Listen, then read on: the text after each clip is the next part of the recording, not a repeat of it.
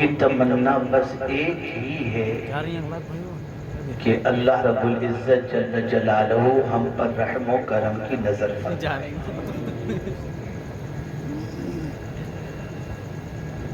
میرے پیارے آقا صلی اللہ تعالی علیہ وسلم کے پیارے دیوانوں، ایک ہوتا ہے مانگنا یا گزارش کرنا، اور ایک ہوتا ہے کہ کچھ کام ایسے کرو کہ بن گزارش کے ہی اللہ عز و جل عطا فرماتے۔ مثال کے طور پر میں آپ کو بتاؤں، ایک انسان چاہتا ہے کہ ماں کی دعا ملے، اور وہ ماں کی دعا کے سلسلے میں ماں سے گزارش کرتا رہتا ہے کہ ماں مجھے اپنی دعاؤں میں یاد رکھیں اور میرے لیے دعا کریں۔ اور ایک ہوتا ہے دعا کی گزارش نہ کرنا، کچھ کام ایسے کرنا کہ ماں خود سے دعا دے۔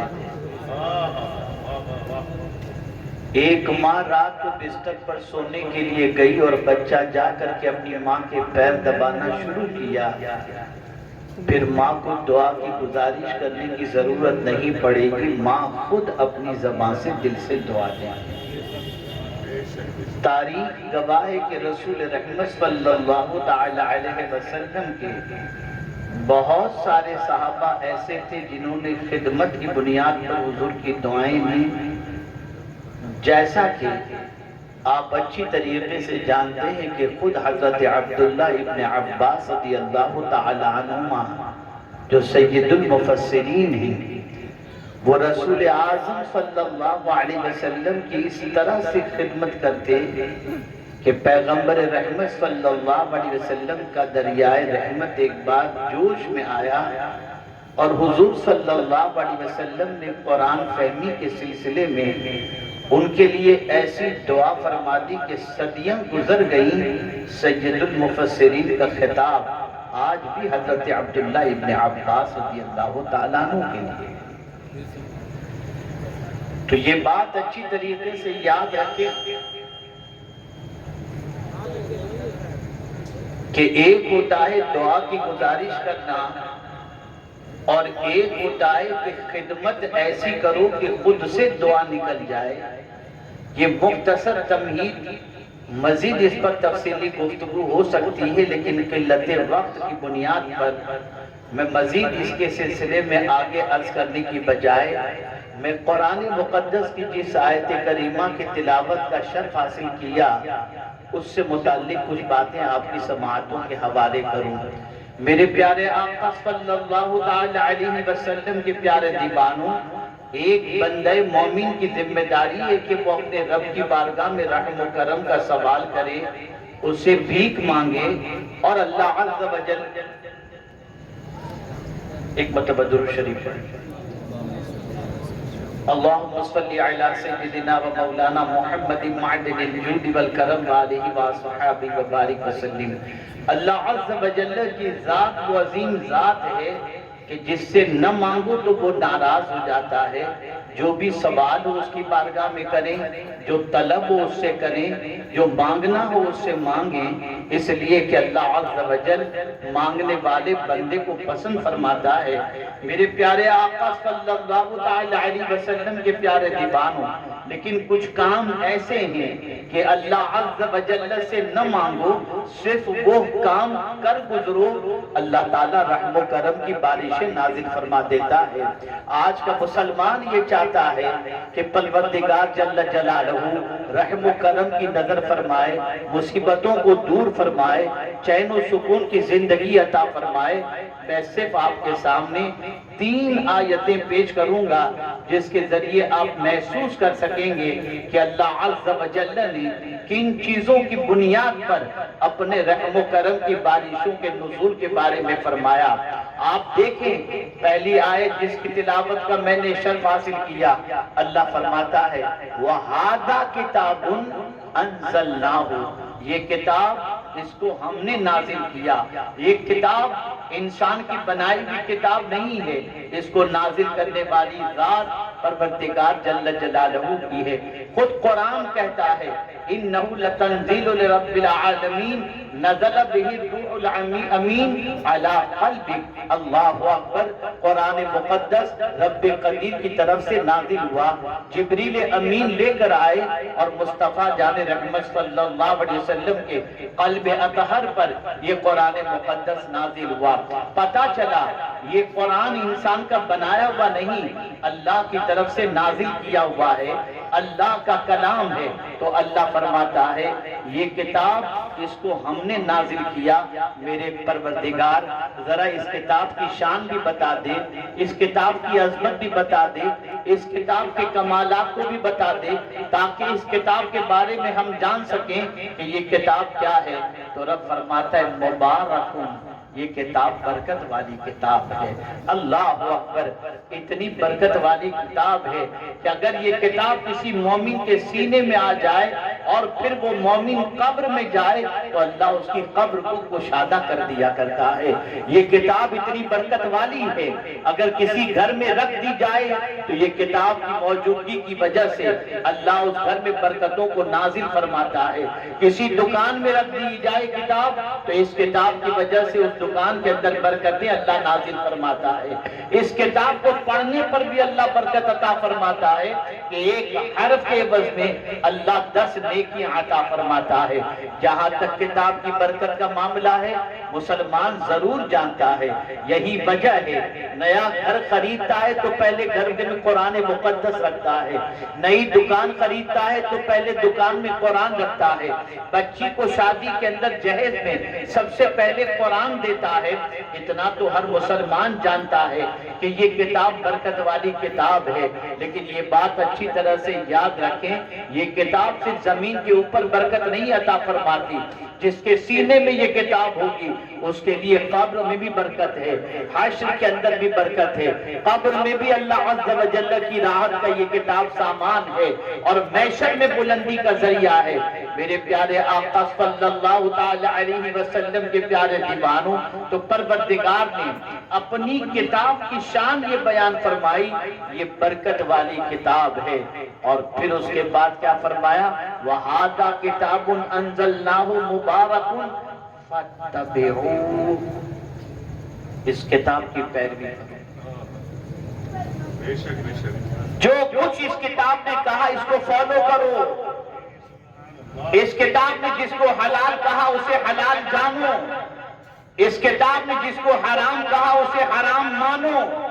یہ کتاب جو کہے وہ کرو، اس لیے کہ دنیا کی بہت ساری کتابیں ہیں جو راستہ دکھاتی ہیں، ان کتابوں کے ذریعے تم اس راستے پر چلو گے، ہو سکتا ہے بھٹک بھی جاؤ، ہو سکتا ہے وہ کتاب غلط راستہ بھی دکھائے، لیکن جب اللہ اپنی کتاب کی شان بیان کرتا ہے تو فرماتا ہے اِنَّ هَذَا الْقُرْآنَ يَهْدِي لِلَّتِي هِيَ أَقْوَمُ، کہ بے شک یہ قرآن سب سے سیدھا راستہ دکھانے والی کتاب ہے۔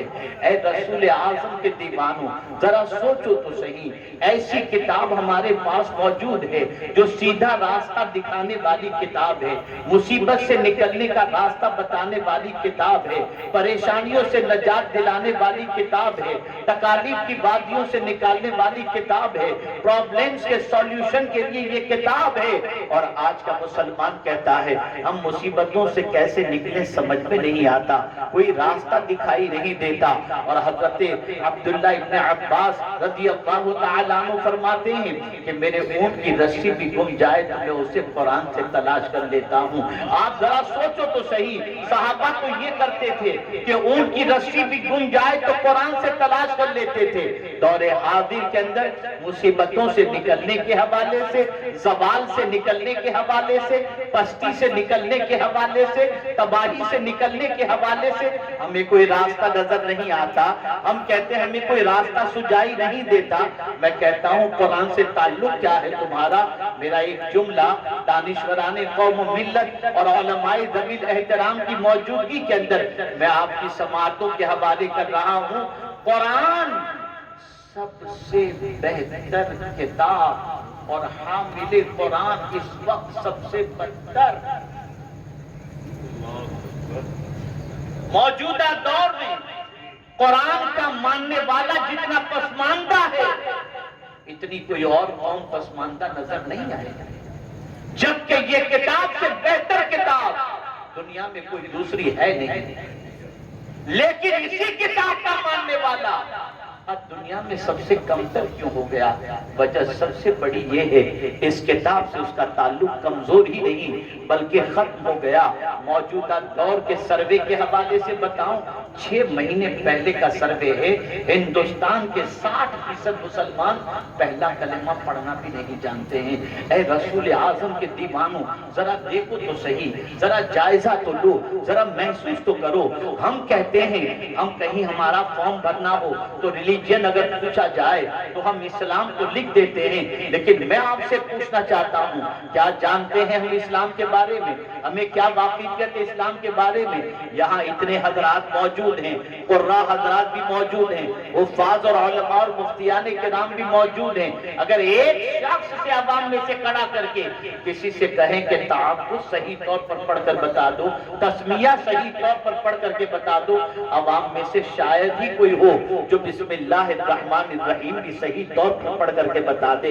میں پوچھنا چاہتا ہوں، اپنی تباہی کی وجہ کو بھی تو سمجھو، اپنی پسماندگی کی وجہ کو بھی تو سمجھو، اپنی پریشانی کی وجہ تو سمجھو۔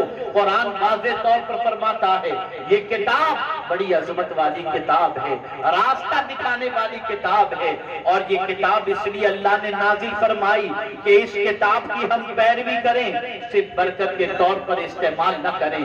مجھے حیرت ہوتی ہے، ہمارا یقین ہے، ہمارا عقیدہ ہے کہ اللہ تعالیٰ مرنے والے کو اگر قرآن پڑھ کر کے ایصال ثواب کیا جائے تو اس مردے کو اس کا فائدہ عطا فرماتا ہے۔ یہی وجہ ہے کہ جب کوئی مسلمان انتقال کرتا ہے ہم فوراً قرآن خوانی کا اہتمام کرتے ہیں، اور قرآن خوانی، اور بڑی معذرت کے ساتھ عرض کروں گا، اگر کسی کے باپ کی قرآن خوانی رکھی گئی ہے تو بے شمار ایسے بچے ملیں گے جو اپنے باپ کی ایصال ثواب کے لیے قرآن پڑھنا نہیں جانتے، تسبیح لے کر کے بیٹھے ہیں۔ مجھے بتاؤ، یہ تو مرنے کے بعد قرآن خوانی کی بات ہوئی۔ میں پورے یقین اور تجربے کی روشنی میں عرض کرتا ہوں کہ سینکڑوں نہیں ہزاروں ایسے مسلمان ہوں گے جو اپنے باپ کی نماز جنازہ کے لیے کھڑے ہوں گے تو انہیں دعائے مسجد بھی یاد نہیں۔ مجھے بتاؤ کیسے مسلمان ہیں ہم نے اسلام سے کون سا اپنا رشتہ جوڑ کے رکھا ہے؟ اب تو سوچ معاذ اللہ یہ بنتی جا رہی ہے حالات کو دیکھ کر کہ ہماری معاذ اللہ پسماندگی کا سبب بھی اسلام ہے۔ جس قوم کے مزاج کے اندر یہ بات داخل ہو جائے نہ وہ اسلام کی پیروکار بن سکتی ہے اور نہ اسلام کی دعوت کسی کو دے سکتی ہے۔ اسلام اٹھانے کے لیے آیا، اسلام بلندی پر لے جانے کے لیے آیا۔ یہ اسلام ہی تو ہے جس کے بارے میں فاروق اعظم رضی اللہ مولا تبارک و تعالی عنہ بڑے واضح لفظوں میں ارشاد فرماتے ہیں، جب حج کرنے کے بعد مدینہ منورہ کی طرف لوٹ رہے تھے، ایک مقام آیا جہاں پر قافلے کو روکنے کے حوالے سے انہوں نے فرمایا، قافلہ جب روکا گیا تو اس مقام پر فاروق اعظم رونے لگے، آنکھوں سے آنسو جاری تھے۔ پوچھنے والے نے پوچھا، امیر المومنین اس مقام پر رونے کی وجہ کیا ہے؟ تو فاروق اعظم رضی اللہ مولا تبارک و تعالی عنہ نے فرمایا، عمر اس وقت بھی تھا، عمر آج بھی ہے۔ جب آج میں یہاں پر پہنچا ہوں تو مجھے وہ وقت یاد آ گیا جب میرے والد مجھے 4 اونٹ چرانے کے لیے یہاں بھیجا کرتے تھے تو مجھ سے اونٹ نہیں سنبھل پاتے تھے دور جاہلیت کے اندر، اور کوئی اونٹ ادھر چلا جاتا، کوئی اونٹ ادھر چلا جاتا، جس کی وجہ سے میرے والد مجھے سزا دیا کرتے۔ لیکن اسلام کا صدقہ ہے کہ آج عمر کو اسلام نے یہ صلاحیت عطا کی کہ 22 لاکھ مربع میل پر عمر حکومت کرتا ہوا نظر آ رہا ہے۔ یہ اسلام ہے، سبحان اللہ، یہ اسلام کا کرشمہ ہے۔ آپ ذرا سوچو، جتنا اسلام سے قریب ہوتے جاؤ گے اللہ عزت عطا کرتا جائے گا۔ قرآن نے واضح لفظوں میں فرمایا وَلِلَّهِ الْعِزَّةُ وَلِرَسُولِهِ وَلِلْمُؤْمِنِينَ، اور اللہ سے اچھا وعدہ کرنے والا اور سچا وعدہ کر کے وفا کرنے والا کوئی نہیں۔ وَمَنْ أَوْفَى بِعَهْدِ مِنَ اللَّهِ كَمَا قَالَ إِنَّ اللَّهَ لَا يُخْلِفُ الْمِيعَادَ، بے شک اللہ وعدہ خلافی نہیں فرماتا۔ اے رسول اعظم صلی اللہ علیہ وسلم کے دیوانوں، تو قرآن کہتا ہے کہ اس کی پیروی کرو، اس کتاب کو فالو کرو، اس کتاب کی اتباع کرو۔ صحابہ کرام علیہم الرضوان کا عالم یہ تھا کہ قرآن کی کوئی آیت سن لیتے جس میں حکم ہوتا امر یا نہیں، فوراً اس کی پیروی کرتے ہوئے نظر آتے، بغیر کسی تاخیر کے، بغیر کسی ایکسکیوز پیش کیے ہوئے فوراً اللہ کی کتاب پر عمل کرتے۔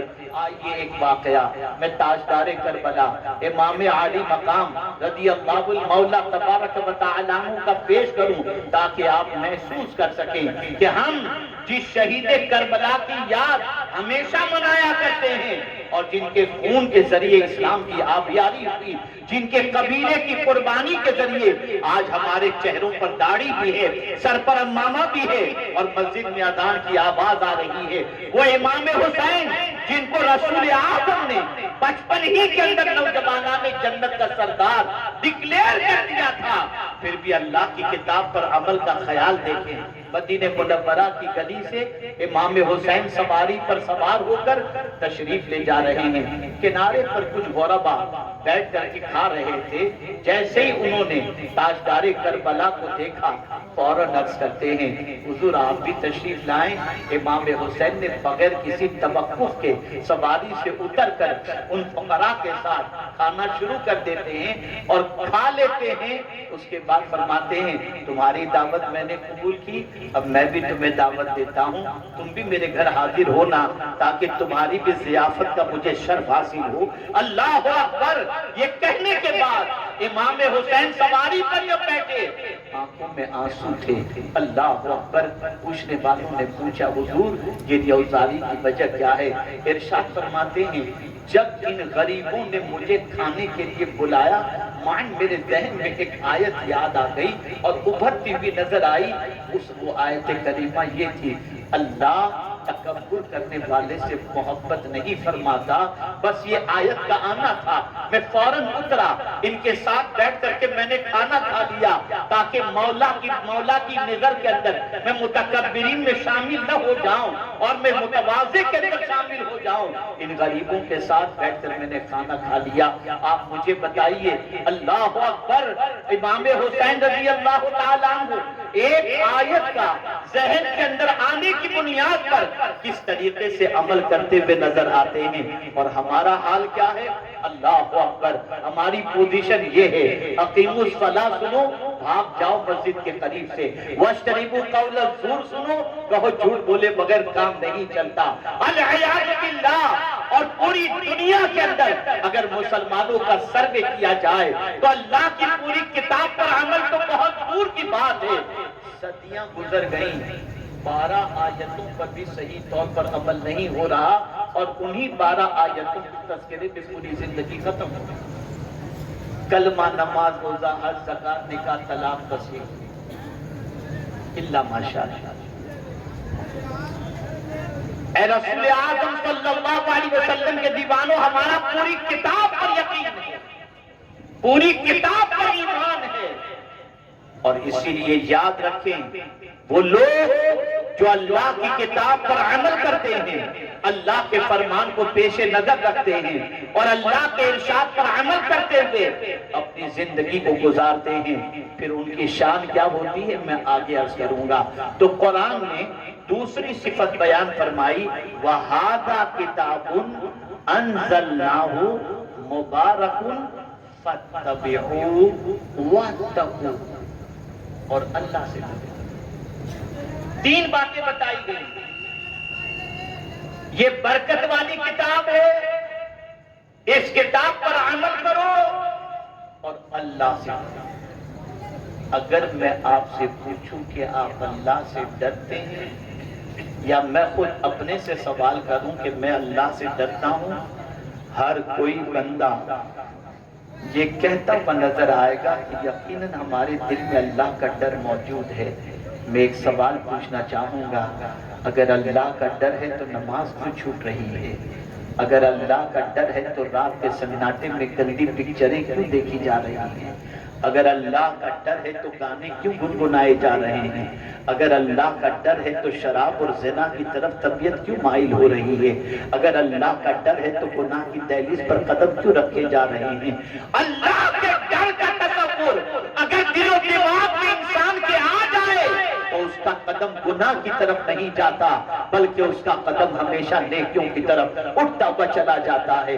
آئیے میں آپ کو حضرت عروہ ابن زبیر رضی اللہ المولا تبارک و تعالیٰ عنہ کا ایک واقعہ پیش کروں تاکہ آپ محسوس کر سکیں کہ اللہ عز و جل کا ڈر جب دل میں پیدا ہوتا ہے تو انسان کی زندگی کیسی بن جایا کرتی ہے۔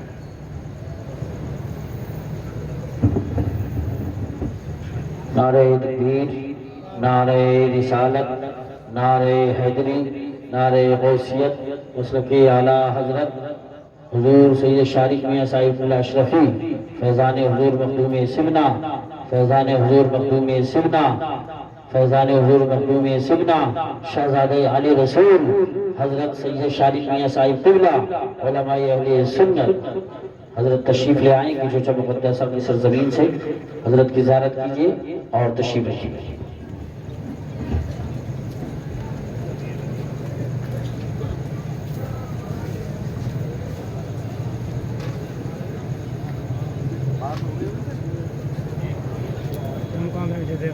ایک مرتبہ درود شریف پڑھ لیں۔ اللہم صلی علی سیدنا و مولانا محمد معدن الجود والکرم وآلہ الکرام وابنہ الکریم وبارک وسلم صلاة و سلاما علیکہ یا سیدی یا رسول اللہ صلی اللہ تعالی علیہ وسلم۔ آئیے میں آپ کو سمجھاتا ہوا چلوں اللہ کا ڈر کسے کہتے ہیں۔ حضرت عروہ ابن زبیر رضی اللہ المولا تبارک و تعالی عنہ کے پیر میں آکلہ پڑ گیا۔ طبیب نے حضرت عروہ ابن زبیر رضی اللہ تعالیٰ عنہ سے کہا آپ کا پیر کاٹنا پڑے گا ورنہ زہر پورے بدن میں پھیل جائے گا۔ حضرت عروہ ابن زبیر رضی اللہ تعالیٰ عنہ نے فرمایا ٹھیک ہے پیر کاٹ دو۔ طبیب نے کہا میں آپ کو تھوڑی سی شراب پلا دیتا ہوں، آپ شراب پی لیں، مدہوش ہو جائیں گے، پیر کاٹوں گا تو آپ کو پتہ نہیں چلے گا۔ حضرت عروہ ابن زبیر رضی اللہ تعالیٰ عنہ نے فرمایا جس چیز کو میرے رب اور اس کے رسول نے حرام فرما دیا میں اس کو ہاتھ بھی نہیں لگا سکتا۔ طبیب نے کہا خواب آور گولی دے دیتا ہوں اسے کھا لیجئے، آپ بے ہوش ہو جائیں گے، پیر کاٹوں گا آپ کو تکلیف نہیں ہوگی۔ فرماتے نہیں میں چاہتا ہوں میں ہوش میں رہوں اور تم میرا پیر کاٹو، مجھے درد ہو تکلیف ہو میں اس پر صبر کروں تاکہ قرآن کی اس آیت کا مزدہ جاں فضا میرے حق میں ہو جائے کہ انما یوفی الصابرون اجرہم بغیر حساب۔ طبیب نے کہا کافی درد ہوگا۔ حضرت عروہ ابن زبیر نے فرمایا کوئی بات نہیں۔ پیر کاٹا گیا اور جب کٹے ہوئے پیر کے اوپر زخم کو بھرنے کے لیے جب ادویات لگائی گئیں تو حضرت عروہ ابن زبیر کی آنکھوں سے آنسو جاری تھے، رونے لگے۔ طبیب نے کہا آپ سے میں نے پہلے ہی کہا تھا درد ہوگا، اب رونے سے کیا فائدہ؟ مسکراتے ہوئے کہتے ہیں میں درد کی وجہ سے نہیں رو رہا، یہ شکر کے آنسو۔ طبیب نے کہا کس بات پر آپ اللہ کا شکر ادا کرتے ہیں؟ غور سے سننا نوجوانوں، غور سے سننا۔ طبیب نے کہا کس بات پر آپ اللہ کا شکر ادا کرتے ہیں؟ حضرت عروہ ابن زبیر، کون ہے حضرت عروہ ابن زبیر؟ حضرت ام المؤمنین عائشہ صدیقہ رضی اللہ تعالیٰ عنہ کے بھتیجے ہیں، کٹا ہوا پیر جو پڑا تھا اس کو اپنے ہاتھ میں لیا اور اٹھاتے ہوئے کہتے ہیں یہ پیر قیامت کے دن گواہی دے گا کہ اس پر چل کر میں کبھی کسی گناہ کی دہلیز پر نہیں گیا، میں اللہ کا شکر ادا کرتا ہوں کہ ان پیروں پر چل کر میں اللہ کے گھر کی طرف گیا ہوں اور نیکی کے راستے کی طرف گیا ہوں۔ کیا ہم میں کا کوئی مسلمان یقین کے ساتھ کہہ سکتا ہے کہ ہمارا پیر گناہ کی طرف نہیں اٹھا ہوگا؟ زبان پھسل رہی ہے، نگاہیں پھسل رہی ہیں، ہاتھ اور پیر کا ٹھکانہ نہیں، کانوں کا کوئی لحاظ نہیں، یہ ہماری زندگی بن چکی ہے۔ ہم یہ سمجھتے ہیں کان بھی ہمارا ہے، آنکھ بھی ہماری ہے، دل بھی ہمارا ہے، ہم جو چاہے کریں۔ قرآن کہتا ہے نہیں، ان السمع والبصر والفؤاد کل اولئک کان عنہ مسئولا، ہم کان کے بارے میں بھی پوچھیں گے، زبان کے بارے میں بھی پوچھیں گے، دل کے بارے میں بھی پوچھیں گے کہ بتاؤ کان سے تم نے کیا سنا، زبان سے تم کیا بولے، آنکھوں سے تم نے کیا دیکھا۔ اے رسول اعظم صلی اللہ تعالی علیہ وسلم کے دیوانوں، آج مسلمانوں کا دل اتنا سخت ہو چکا ہے، ہزار خطابات سنتے رہیں لیکن الا ماشاءاللہ دل میں کوئی تبدیلی پیدا نہیں ہوتی، طبیعت کے اندر کوئی انقلاب پیدا نہیں ہوتا۔ کیا وجہ ہے اس کی؟ کیا سبب ہے اس کا؟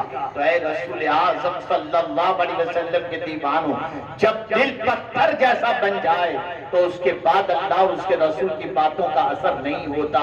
اے رسول اعظم صلی اللہ علیہ وسلم کے دیوانوں، ایسے دل سے اللہ کی بارگاہ میں صحابہ پناہ مانگتے تھے جو دل سخت ہو جائے۔ آج مسلمانوں کا دل سخت ہو چکا، تقاریر سنتے ہیں، اب تو حالت یہ ہے کہ ایسی پوزیشن ہے کہ ماہ محرم کے اندر امام عالی مقام کے حوالے سے تقریر سنتے سنتے آنسو تو نکل جاتے ہیں کہ تاجدار کربلا نے نماز کی حالت میں اپنی جان جانے آفری کے سپرد کر دی، آنسو نکل گئے لیکن پھر بھی سجدے کے لیے تیار نہیں ہیں، پھر بھی نماز پڑھنے کے لیے تیار نہیں ہیں۔ مجھے بتاؤ کیا حالت ہے اس وقت مسلمانوں کی؟ مسلمانوں اپنی سوچ بدلو۔ تو قرآن یہ کہہ رہا ہے وَهَذَا كِتَابٌ أَنزَلْنَاهُ مُبَارَكٌ فَاتَّبِعُوهُ وَاتَّقُوهُ۔ اب اگر کوئی اللہ کی کتاب کی پیروی کرے، اللہ سے ڈرے، اس برکت والی کتاب سے استفادہ کرے تو اللہ فرماتا ہے میرے بندوں تم مجھ سے رحم کی بھیک مانگو یا نہ مانگو، لَعَلَّكُمْ تُرْحَمُونَ، تم رحم کیے جاؤ گے، تم پر مہربانی کی بارشیں ہو جائیں گی۔ یہ کتاب ہے کہ اس کی پیروی کرنے والا اگر اللہ سے رحم و کرم کی بھیک مانگے یا نہ مانگے، اللہ تعالیٰ اس پر رحم و کرم کی بارشیں نازل فرماتا ہے۔ کتاب پر عمل کرنے کی بات تو اپنی جگہ پر، خوب آج کا مسلمان گانے سن رہا ہے، خوب ڈاؤن لوڈ کر کے موبائل کے اندر چلتے پھرتے اٹھتے بیٹھتے مرد و خواتین گانے سن رہے ہیں، کوئی ثواب ملنے والا نہیں، کوئی فائدہ ہونے والا نہیں۔ آپ کو معلوم ہے کون سی کتاب اور کون سی چیز ہے جس کو سننے سے اللہ رحم و کرم کی بارشیں نازل فرماتا ہے؟ تو قرآن کہتا ہے اذا قرئ القرآن فاستمعوا له وانصتوا لعلکم ترحمون۔ جب قرآن کہا جائے غور سے سنو اور چپ رہو، غور سے سنو اور چپ رہو۔ مولا اس کے عوض میں ملے گا کیا؟ اللہ فرماتا ہے تم پر رحم و کرم کی بارشیں نازل ہوں۔ آپ ذرا سوچو جس قوم کا مزاج اتنا گھٹیا ہو گیا ہو کہ قرآن سننے سے اس کی طبیعت اکتا رہی ہو، اس قوم پر رحم و کرم کی بارشیں کہاں سے نازل ہوں؟ آج ہماری قوم قرآن سننے سے اکتا رہی ہے، بلکہ تمنا کرتی ہے جلدی سے ختم کرے قاری صاحب۔ اگر مسجد میں امام طویل قرات کرتے تو ٹرسٹیوں کے پاس شکایت پہنچتی ہے، تھکا دیتے ہیں امام صاحب یار کوئی جلدی سے آپ ان کو بولو چھوٹی چھوٹی صورتیں پڑھا کریں۔ یہی کہنے والا مسجد کے باہر کھڑے ہو کر گھنٹوں کھڑے رہ کر کے بات کرے گا، اس کے پیر میں درد نہیں ہوگا۔ ہم اپنی تباہی کا ماتم کر رہے ہیں، اس کا کسی اور پر الزام دینے کی بجائے خود ہمیں اپنے گریبان میں جھانک کر دیکھنا ہوگا۔ ایک واقعہ عرض کر کے میں اپنی گفتگو کو اختتام کی طرف لیتا ہوں۔ کیا شوق تھا، شاید کہ میری بہنیں بھی آج یہاں پر آئی ہوں یا سن رہی ہوں، میں آپ کو بتاؤں۔ ام المؤمنین حضرت عائشہ صدیقہ رضی اللہ تعالی عنہ کا معمول تھا کہ حضور صلی اللہ علیہ وسلم انہیں ہر ہفتے اپنے میکے جانے کی اجازت دیتے تھے۔ ام المؤمنین حضرت عائشہ صدیقہ رضی اللہ تعالی عنہ ہر ہفتے تشریف لے جاتی تھی۔ ایک ہفتے کو جب گئیں تو آنے میں ام المؤمنین حضرت عائشہ صدیقہ رضی اللہ تعالی عنہ کو تاخیر ہوئی۔ ہمیشہ جتنی دیر میں آتی تھی اس سے زیادہ وقت لگ گیا۔ آقا کریم صلی اللہ علیہ وسلم بے چین تھے کہ ابھی تک حمیرہ آئی کیوں نہیں، اور سرکار صلی اللہ علیہ وسلم کبھی حضرت ام المؤمنین سیدتنا عائشہ صدیقہ رضی اللہ تعالی عنہ کو یا عائش بھی کہتے، حمیرہ بھی کہتے، اس طریقے سے پیار سے سرکار انہیں پکارا کرتے۔ تو ایک مرتبہ آنے میں تاخیر ہوئی تو ام المؤمنین سے سرکار صلی اللہ علیہ وسلم نے فرمایا، حمیرہ کیا بات ہے، آج تمہیں آنے میں تاخیر ہو گئی؟ اب جواب سنیے اور میری بہنیں بھی غور سے سنیں۔ عرض کرتی ہیں، حضور میں وقت ہی پر چلی تھی آپ کی بارگاہ میں حاضر ہوئی، وقت ہی پر چلی تھی، لیکن جب مسجد نبوی شریف کے قریب پہنچی تو مسجد نبوی شریف سے کسی کے قرآن پڑھنے کی آواز آئی، اور وہ قرآن پڑھنے والا اس طریقے سے قرآن پڑھ رہا تھا کہ میرے پیر وہی جم گئے قرآن سے، اور قرآن سننے میں اتنا وقت گزر گیا کہ مجھے پتہ ہی نہیں چلا کہ جیسے ہی خیال آیا میں فوراً حاضر ہو گئی۔ سرکار نے فرمایا، یہ تو بتاؤ کون قرآن پڑھ رہا تھا؟ عرض کرتی ہوں، حضور نام تو مجھے نہیں معلوم۔ سرکار نے پتہ لگایا تو بعد میں پتہ چلا حضرت سالم قرآن پڑھ رہے تھے۔ آپ مجھے بتاؤ، یہ وہ خواتین تھیں جو قرآن سننے میں اتنے مصروف ہو جاتی تھیں کہ انہیں ساری چیزوں کا خیال نہیں ہوتا تھا، اور آج ہماری بہنوں کا حال یہ ہے کہ گانے سننے میں اور سیریل میں اتنی مصروف ہو جاتی ہیں کہ بچے رو رو کے تھک کے سو جاتے ہیں اور انہیں ان کا احساس تک نہیں ہوتا۔ بدلو اپنی سوچ کو، بدلو اپنے خیالات کو، اس کتاب سے اپنے رشتے کو مضبوط کر دو۔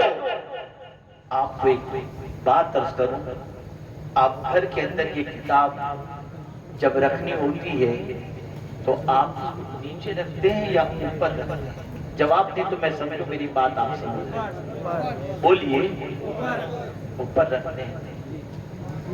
جہاں آپ ہوتے ہیں اس سے نیچے کتاب نہیں ہوتی، اس سے بولیے، بس بات کو سمجھ لو۔ یہ کتاب خود بھی بلندی پر رہنا چاہتی ہے، اور جو اس کو تھام لے اسے بھی بلندی پر لے جانا چاہتے ہیں۔ ہم گرے اس لیے کہ ہم نے قرآن کو پیچھے کر دیا، چھوڑ دیا ہم نے قرآن۔ اس کتاب کو تھام لو، ہم نے اوپر رکھ دیا، پکڑا نہیں، تھام لو اس کتاب کو۔ بلکہ حدیث شریف میں ایک رسی ہے جس کا ایک سرا اللہ کے دست قدرت میں ہے، اور اگر کوئی قرآن پڑھتا ہے تو دوسرا سرا اس بندے کے ہاتھ میں آ جاتا ہے۔ اس وقت ہمارے سامنے مکتوب گرامی حضرت علامہ سید شارق صاحب اشرفی مدث اللہ العالی تشریف فرما ہے۔ ان کے دامن سے لوگ وابستہ ہوتے ہیں، ہاتھ میں ہاتھ دے کر مرید ہوتے ہیں، داخل سلسلہ ہوتے ہیں۔ آپ کے نزدیک ان کا ہاتھ بہت افضل و اعلیٰ ہے، یقیناً یہ اس گھرانے کے چشم و چراغ ہیں کہ ان کے ہاتھ کی عظمت اپنی جگہ مسلم ہے۔ لیکن میں آپ سے پوچھنا چاہتا ہوں، اگر کسی کے ہاتھ پہ رسول اعظم کا ہاتھ آ جائے تو اس کی عظمتوں کا کیا کہنا، اس کی عظمتوں کا کیا کہنا؟ اور کوئی ایسی چیز پکڑ لے کہ ایک سرا دست قدرت میں ہو اور دوسرا سرا اس کے ہاتھ میں ہو تو اس کا کیا کہنا؟ خدا کی قسم، جب کوئی قرآن پڑھتا ہے تو ایسا ہوتا ہے کہ ایک طرف تو قرآن ہے دوسری طرف اللہ عز و جل کا دست کرم ہے جو اس کی شان کے مطابق ہے، بندے کے ہاتھ میں اس کا دست کرم آ جایا کرتا ہے۔ اس کتاب سے اپنے رشتے کو مضبوط کرو۔ سارے پرابلم کا سولوشن یہی ہے۔ مجھے یاد ہے ماضی قریب کے ہمارے ایک عظیم داعی، ایک عظیم مفکر، ایک عظیم عالم دین، جو کہیں بھی کچھ بھی بے باکی کے ساتھ اپنی زبان سے فرما دیا کرتے تھے بغیر کسی خوف۔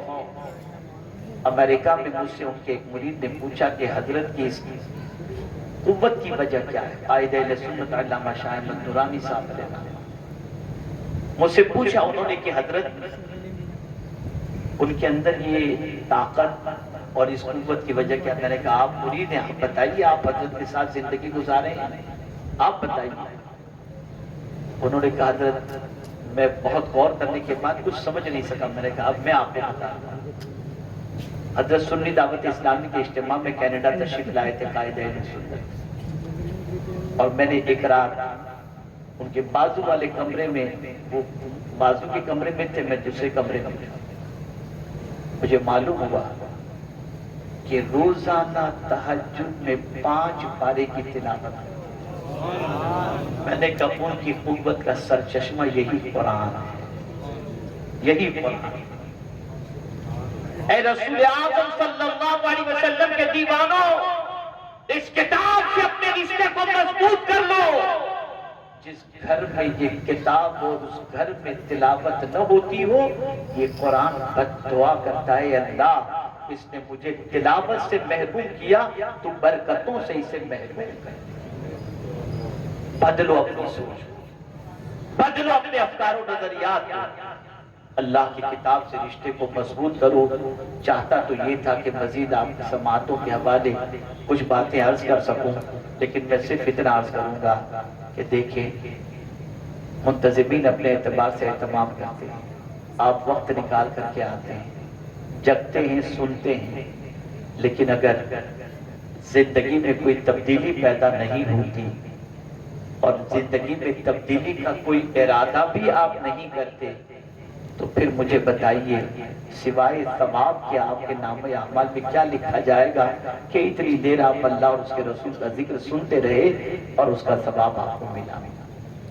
لیکن جب عمل کرو، قرآن سے رشتہ مضبوط کرو، قرآن سے تعلق مضبوط کرو، قرآن کی تلاوت کو اپنی عادت بناؤ گے، تو پھر میں یقین کے ساتھ کہتا ہوں کہ آپ اپنی زندگی میں بہار دیکھو گے۔ بس ایک آخری حدیث مجھے یاد آ گئی حضور کی ایک دعا، تو میں آپ کو بتا دوں۔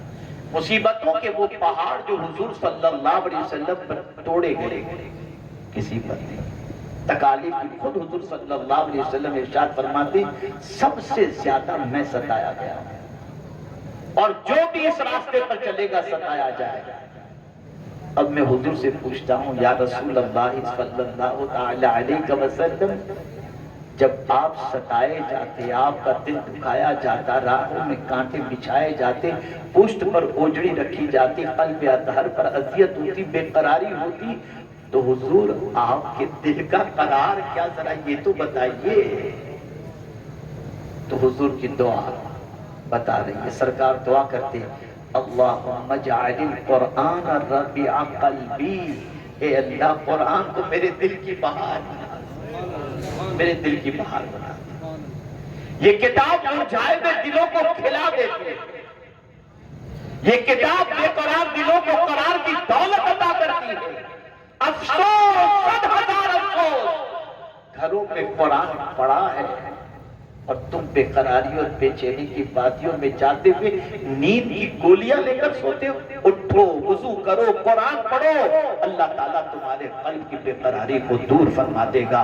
اللہ رب العزت جل جلالہ آقا کریم رؤوف الرحیم علیہ التحیۃ والتسلیم کے صدق و طفیل سب سے پہلے مجھے قرآن پر عمل کی توفیق عطا فرمائے، تلاوت کی توفیق عطا فرمائے، قرآن سے رشتے کو مضبوط کرنے کی توفیق عطا فرمائے، اور پروردگار فیضان قرآن مقدس سے ہم سب کو مالا مال فرمائے۔ آج چونکہ یہ ادارہ دارالعلوم